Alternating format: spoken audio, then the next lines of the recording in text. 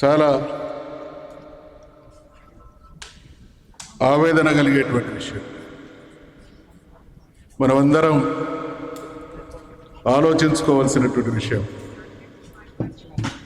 ఇక్కడ పరిణామ క్రమాన్ని కనుక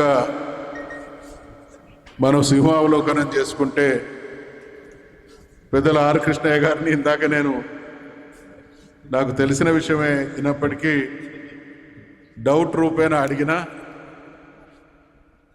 గతానికి ఇప్పటికీ చట్టసభల్లో మన ప్రాతినిధ్యం తగ్గుతుందా పెరుగుతుందా అని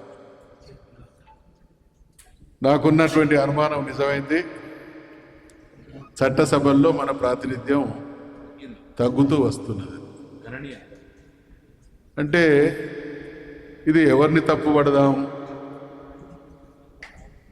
ఇది చాలా ఆత్మవిమర్శ చేసుకోవాల్సినటువంటి సందర్భం.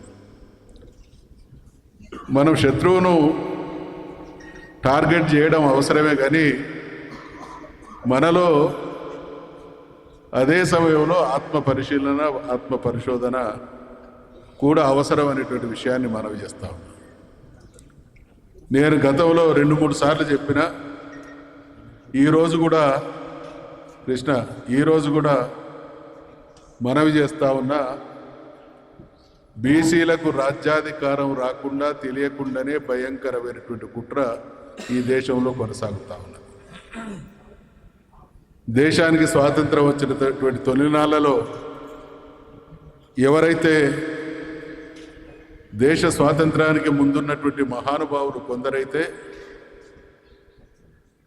ఆ దేశ స్వాతంత్రానికంటే కూడా బ్రిటిష్ వాళ్ళ తొత్తులుగా తాబేదారులుగా పనిచేసినటువంటి అనేక మంది కూడా టోపీలు మార్చి రాజ్యాధికారంలోకి వచ్చి రాజ్యాధికారంలో గణనీయమైనటువంటి పాత్ర పోషించిన రోజు నుండి ఈ కుట్ర మొదలైంది.